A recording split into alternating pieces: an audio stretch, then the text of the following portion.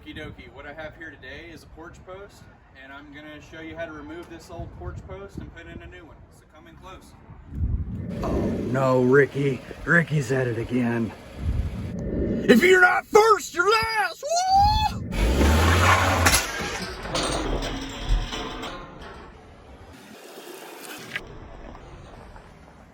Here's the first post that I'm going to be doing. You can see at the top, it's got 2 bolts. And this is a piece of metal that's actually bolted in to the wood. And then these 2 pieces are welded with, you know, it's been welded right here and right here. So what I'm gonna have to do is cut this off here with my Sawzall metal blade. And then I'm gonna remove those bolts. And at the bottom, it's got a bolt here and a bolt here and these little brackets that this slides into. So once I remove the top, I can wiggle this around and pull it out and then remove those bolts. But before you remove this, you don't want to do that before you check. You want to check, see I have a load is here, a load is here. So that side's good and structural. And then there's a load here and a load here. If I remove this, the porch could fall. Okay, in my case, it won't, because I have another video on how I did all this, but I enclosed the porch and removed those rails. So in my case, I can remove this piece right here and nothing bad will happen. After analyzing the situation, there actually is 2 boards that meet together here. This one is supported at this point, but that's about 3 foot that it's not supported, so that's going to be a substantial amount of weight right here on this point. And it's also about 3 foot from here to this point.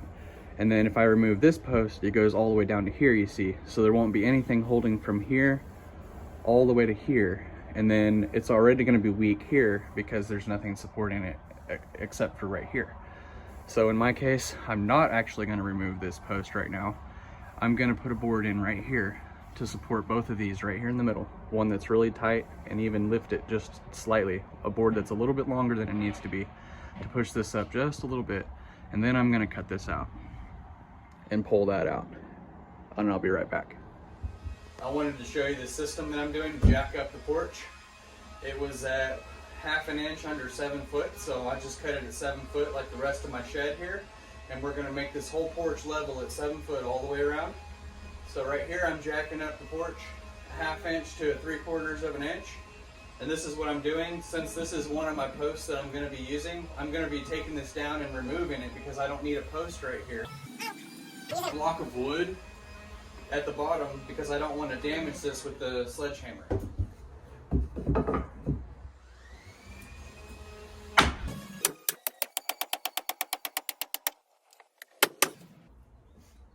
In this case, it's barely on there, but it's got a ton of weight on it, and it's a 4x4. It's got plenty on there to hold it for what I need. I'm going to remove this post and slide the other one in there before this has a chance to settle. And now that this has jacked the porch up to 7 feet, this one will be much easier once I cut this rod out. So let's get that cut out. You can see now that brake is right there underneath that wood, which supports it from here to here and from here to here. This isn't too far, so I don't need another post in there. If you went extended amount, you would need to put another post in here, obviously, if your porch is much bigger. But for this section, about a 12 foot, maybe a 12 foot or so, this will be just fine.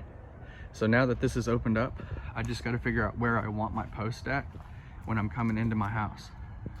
So I'm gonna put one over here and one over here, and then course around here, and then do some kind of railing.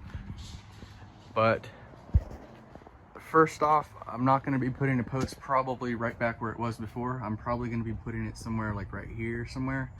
But anyway, you're going to want to measure from where you're going all the way down, okay?